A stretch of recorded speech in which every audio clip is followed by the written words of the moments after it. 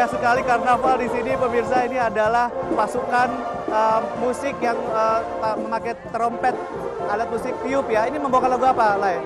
Ini lagu Sigulepong. Sigulepong. Sigulepong. Ini ya. Lagu tentang apa? Ya sebenarnya ini ada chat misteri lagu ini, ada kaitannya dengan hubungan hubungan suami istri. Ya. Oke. Ya, ini adalah silat begitu ya, sedang dipertunjukkan atau atraksi silat? Ya, silat toba sama ini masih silat toba. Baik, silat toba. Baik, kita ke Ibu Esti kembali untuk berbincang-bincang. Ibu Esti, tadi sempat saya singgung bahwa ternyata permasalahan di Danau Toba adalah masalah sampah. Kemarin saya sempat mengunjungi Samosir, ternyata masalah sampah menjadi masalah besar karena ada aksi masyarakat yang membakar sampah, lalu kemudian terjadi kebakaran.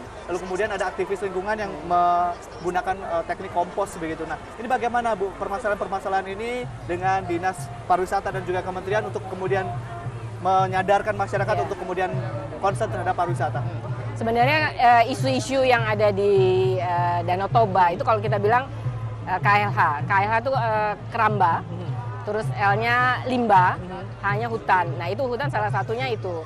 Nah ini memang harus bisa bersama-sama baik pusat. Ini kayaknya Presiden sudah menginstruksikan juga ke Bu Susi, juga ke PUPera untuk aksesnya, untuk Danau Tobanya, terus ke lingkungan, ke KLH-nya sendiri sudah bersama-sama ditargetkan. Nah, dengan adanya badan otorita ini juga kita bisa mungkin semakin bisa mempercepat mungkin untuk pengembangan destinasi. Jadi ketika sebuah destinasi ditetapkan sebagai destinasi unggulan, maka dibuat otoritanya. Apa kemudian konsekuensinya? Apakah kemudian saat yang bersamaan bandaranya dibangun, pelabuhannya langsung dibangun?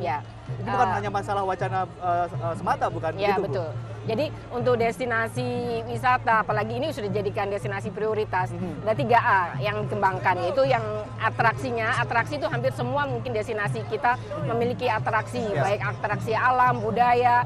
Alamnya kita Danau Toba itu sudah, pokoknya sudah 100% kita nggak pungkiri itu punya daya tarik.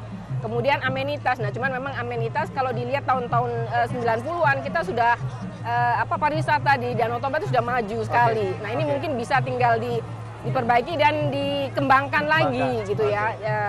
Dan kemudian yang penting aksesibilitas. Sudah ada bandara begitu ya. Aksesibilitas kita sudah ada Silangit. Nah ini tinggal mungkin jalurnya, runway-nya perlu diperpanjang lagi sehingga tidak saja sampai Bombardir, tapi bisa lebih Boeing yang bisa lebih memuat lebih baik.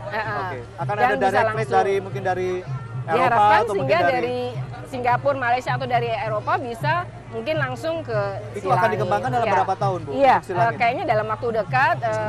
Kemarin Pak Menteri juga sudah berharap bisa, nanti ini kan punya kerjasama dengan perhubungan untuk bisa memperpanjang runway, terus kemudian Ibu Esti, ini kita kaitkan dengan bincang-bincang kita tentang aksesibilitas, dan saat ini memang setelah diresmikan oleh Presiden Joko Widodo, ternyata masyarakat saat ini yang menjadi turis atau ingin berkunjung ke Danau Toba sudah tidak terlalu sulit untuk mengakses ke Danau Toba karena sudah ada bandara yang dekat dengan Danau Toba, yaitu Bandara Silangit. Kita lihat informasi berikut ini.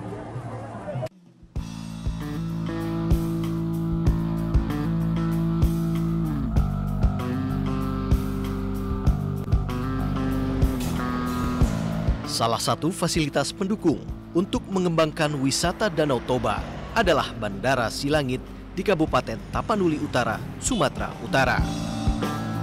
Saat ini terdapat 4 maskapai yang melayani penerbangan di Bandara Silangit, yakni Wings Air, Susi Air, Sriwijaya Air, dan Garuda Indonesia. Keempat maskapai tersebut melayani rute dari berbagai daerah seperti Jakarta, Batam, Medan, dan Nias. Dengan adanya Bandara Silangit, animo pengguna moda transportasi pesawat pun semakin meningkat. Karena untuk menuju Danau Toba, tak perlu lagi menggunakan jalur darat yang memakan waktu 7 jam dari Bandara Kuala Namu, Deli Serdang. Beberapa hari saya juga tahu beberapa investor udah mulai masuk ke sini karena mereka tidak dirugikan waktunya, karena ada bandara ini kan mereka cepat untuk keluar masuk daerah kita Tapanuli Utara. Baru ya luar biasa sih ya, supaya bisa mengembangkan Danau Toba, pastinya akan meningkatkan perekonomian masyarakat di sekitar sini Tapanuli Utara. Menurut Kepala Bandara Silangit, Hotasi Manalu, peningkatan terjadi karena tingginya minat masyarakat untuk datang ke Danau Toba sebagai wisata andalan Sumatera Utara. Dibandingkan dengan tahun kemarin itu selama sepanjang 1 tahun kita cuma didatangin sekitar 17.000 penumpang, baik yang datang maupun berangkat. Pada tahun 2016 ini sampai dengan bulan Juli, perkiraan kita sudah hampir 80.000 penumpang yang kita layani di Bandara Silangit. Jadi barangkali sudah di luar presentasi karena 1 tahun 2015 cuma 17.000, sekarang kita dalam setengah tahun sudah mencapai angka 80.000. Saat ini Bandara Silangit terus melakukan pengembangan fasilitas berupa renovasi gedung terminal dan memperluas runway. Ditargetkan tahun 2017, Bandara Silangit dapat melayani 180.000 penumpang serta menambah jumlah armada penerbangan. Saat ini yang menjadi kendala bagi masyarakat adalah minimnya transportasi umum dari Bandara Silangit ini menuju berbagai daerah yang ada di Sumatera Utara. Untuk itu, Angkasa Pura berencana akan bekerja sama dengan pemerintah kabupaten, khususnya Kabupaten Tapanuli Utara, agar dapat menyiapkan bus damri sebagai usaha pelayanan terhadap para penumpang yang datang ke lokasi ini. Dari Tapanuli Utara, Andika Bakti, Edi Sembiring, Metro TV.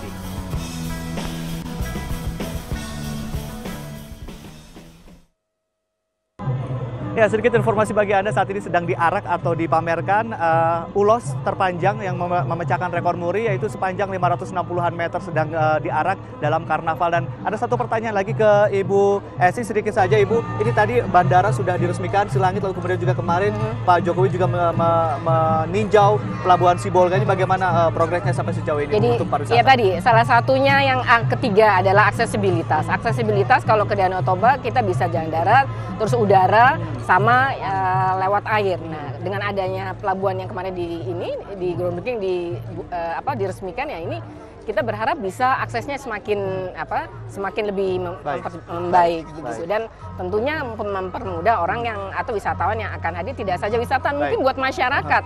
Ya, ini akan meningkatkan perekonomian. Baik, jadi memang untuk masalah destinasi unggulan, pengembangan pariwisata nasional bukan hanya wacana semata, karena ini sudah mulai diakselerasi begitu. Pemirsa, tetaplah bersama kami karena live event Karnaval Kemerdekaan Pesona Danau Toba 2016 akan kami lanjutkan langsung dari Balige, Sumatera Utara.